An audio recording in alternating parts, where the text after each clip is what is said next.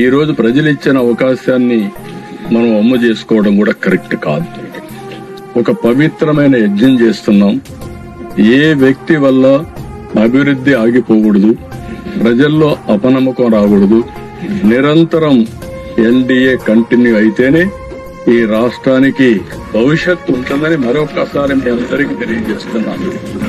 చాలా సార్లు పవన్ కళ్యాణ్ గారు చెప్పారు, 15 సంవత్సరాలు ఈ ఎన్డీఏ కూటమి కొనసాగితే తద్వారా రాష్ట్రానికి మంచి జరుగుతుంది. దానికోసం మేము కలిసి పనిచేస్తున్నామన్నారు.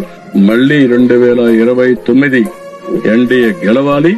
అదే సమయంలో మనందరికి ఒక అజెండా ఉంది, 2047 స్వర్ణాంధ్రప్రదేశ్.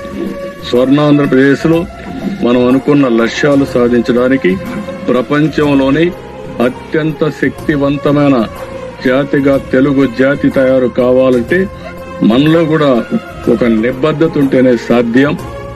20 నెలల్లో అనుకున్న దానికంటే కొంత మెరుగైనటువంటి ప్రోగ్రెస్ సాధించాం.